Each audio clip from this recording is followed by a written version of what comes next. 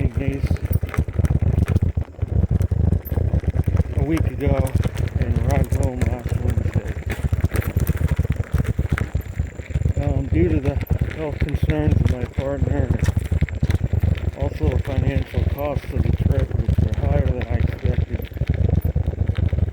I ended up ending the journey at St. Ignace, Michigan. I'm back home now. It's my first ride since coming back.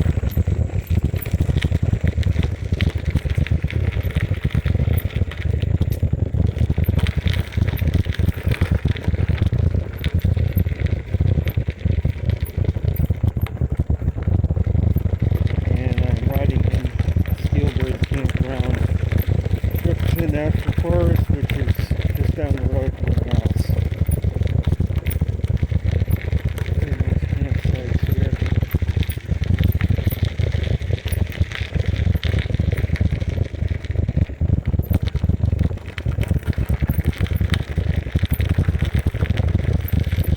So the total mileage in the trip from Ocracoke to St. Ignace, Michigan was approximately 1,500 miles that I covered.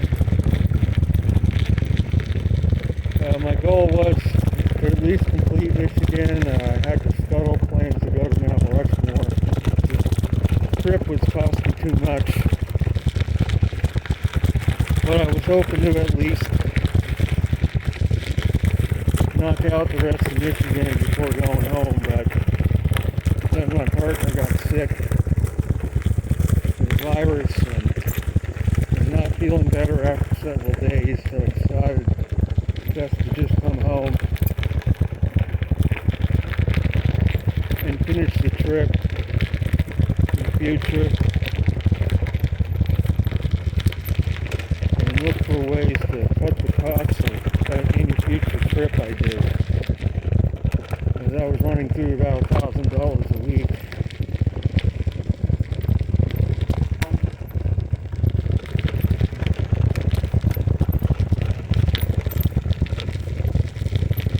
Yeah, I pretty much knew deep down I was not going to make it to Mount Rushmore without potentially going home totally broke.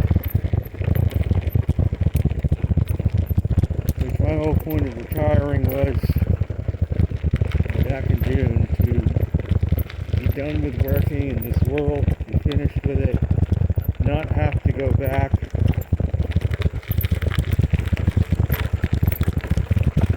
That supersedes everything else. So whether I will go back out again remains in question. This year, I don't know. We may go back out after a month, but plus my retirement pay got delayed by yet another month because they sent me a verification letter while I was gone that I never got to answer. I had to call them and ask them why my money wasn't deposited. I am definitely getting my first payment next month, so and I still have plenty of savings left, but yeah, if I had stayed out two months longer, yeah, I would have faced the prospect of coming home broke or nearly broke, which I did not want. Not want to have to go back to work, and then my partner's health, she wasn't feeling well enough anymore to drive or set up camp the next campground before I arrived, so that kind of moved it up even more to abort the trip to St. Ignace and head home, even though I was hoping to complete the UP of Michigan.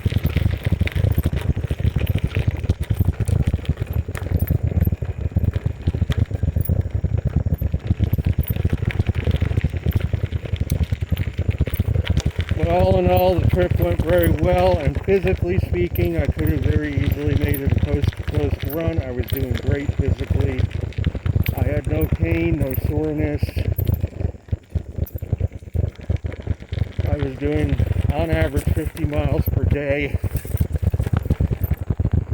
I was doing great physically, and unfortunately I got stopped by other factors.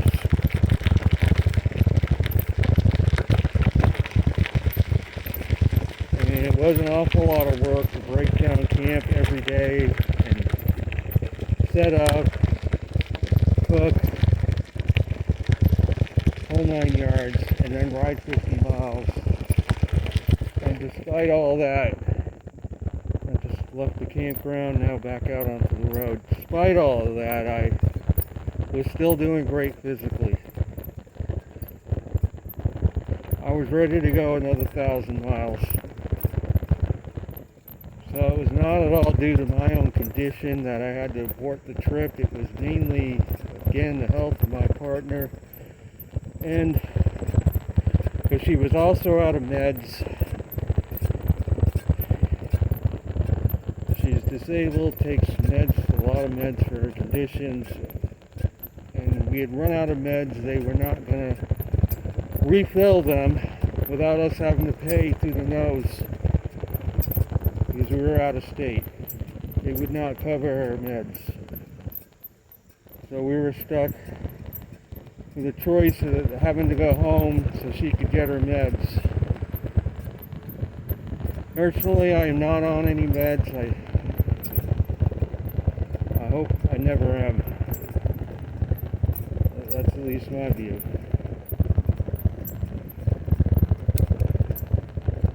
But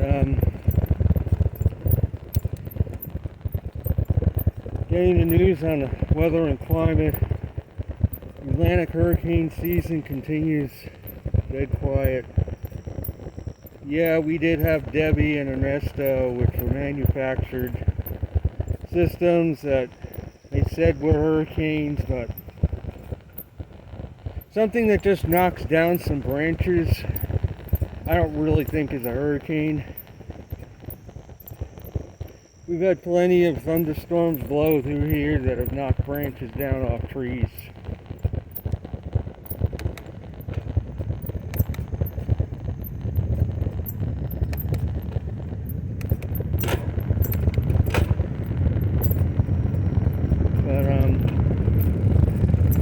Overall, the season, even though they say the claim the ACE is above average for the Atlantic, that was mainly due to Beryl being a Cat 5. Other than that storm,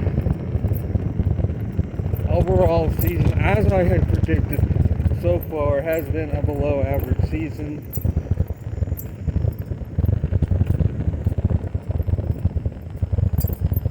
The Pacific, yeah, we have got a few storms going. There is one true hurricane out there. Whether that was manufactured, hard to say, but the one off Hawaii is not what I'm talking about. That's just a tropical storm at most, and it's already dissipating. The one behind it looks like a true hurricane at the moment. One behind that, from my observation, is a depression. But why are there 3 storms in the Pacific again? I feel that the flares that we got back in May put just enough heat in that water. I had been saying there could be a couple more storms this year in places where the heat got into the water. And really, that part of the Pacific, the intertropical convergence zone has not been very active. Out toward Hawaii and that area of the Pacific, it's been clear a lot, so they likely received a little bit more heat from those flares back in May. After this one, it's probably going to die down there soon because we've already had 3 storms move through that region, and I'm pretty sure that most of the heat from those flares has been sucked up by those 3 systems. Probably not going to get much more after this. The Atlantic, again, Beryl, I feel, the Cat 5, sucked up whatever heat, most of the heat that was there from the flares got sucked up by that area. Meaning we're likely hard pressed to see anything else substantial move through there. Unless we get some more solar storms or flares.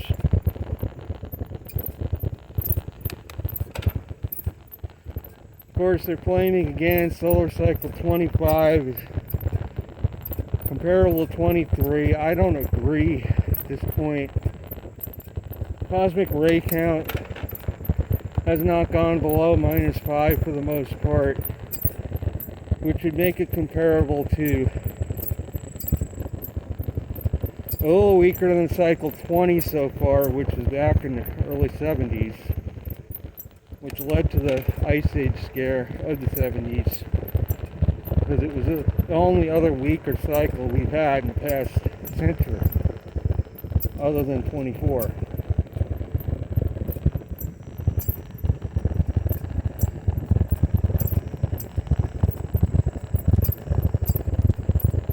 We still have the Tonga eruption still influencing the temperatures. There's still a lot of water vapor left. It's starting to decline, but there's still quite a bit left in the stratosphere. I mean, there is evidence some of it is beginning to settle out into the lower atmosphere with all rainstorms, flooding occurring in many parts of the world.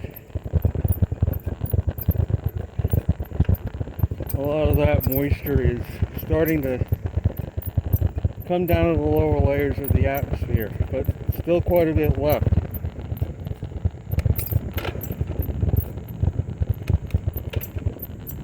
Will this influence the upcoming winter?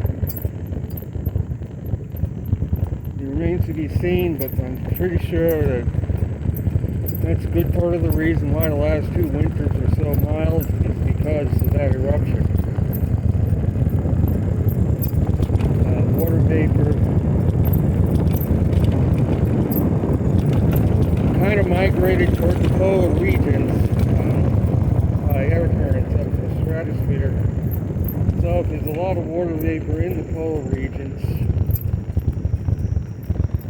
it's going to put a lid on heat trying to escape.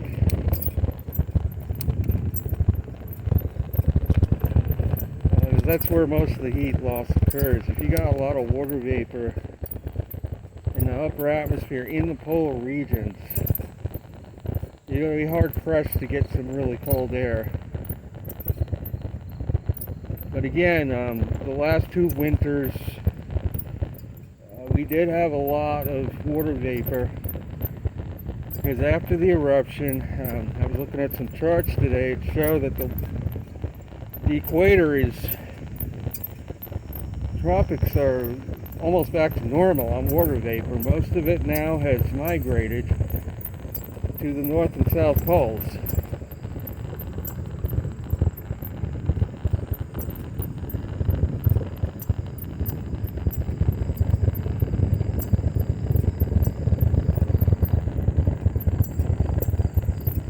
So, however, the parts per million are diminishing the last 6 months. But it's still way above what it was before the eruption. It's going to, some people are saying it could take decades. I don't think it's going to take that long, but it may take several more years before water vapor levels return to what they were before the eruption, or even close.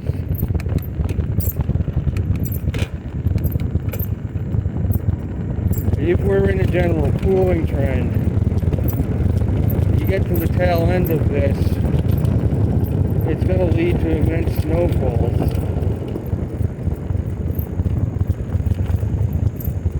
Because all that extra water vapor is going to hit that cold air and create snow. Lots of it.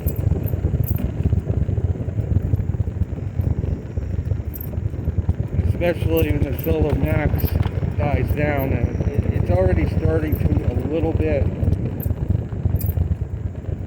Again, I'm saying it's something between 20 and 24. It's like in between. I'm going by the cosmic ray counts.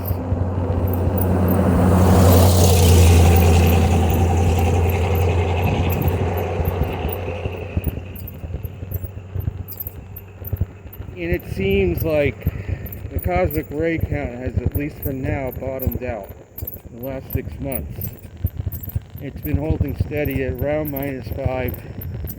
5,900 is the actual reading. It's been holding between 58 and 5,900 pretty steady for the last 6 to 9 months.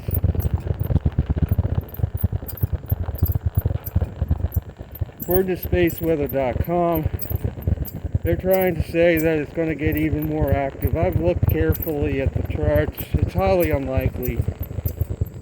We've reached the plateau of activity. And the big question is now, how long is activity going to remain elevated in this plateau? When is it going to start heading down toward the next minimum? The average over the 20th century has been a 4-year period of elevated activity. And so far, we've almost gone through two years, just under 2 years of elevated activity on the sun for this max. So if the next 2 years remain elevated, it will mitigate the cooling effect on the planet, plus after effects of the Tonga eruption. If the activity starts to drop next year, cosmic ray count comes back up to 0 percentile, meaning it's baseline, up from 5 -5, and we get back up to, say, 6,200 on the reading cosmic ray count, say as early as next year. That could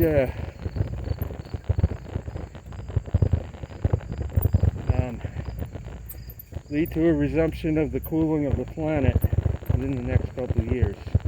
I say resumption because I feel that the Tonga eruption temporarily stalled the cooling effect of a weak cycle 24.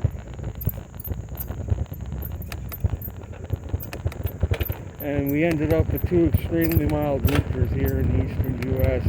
back to back.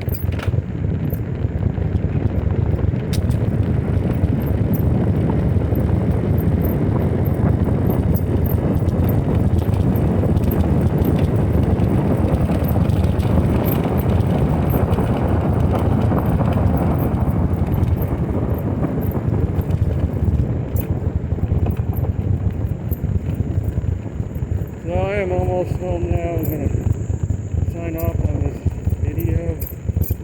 I guess time will tell what happens with the remainder of the hurricane season and how the next winter is going to be.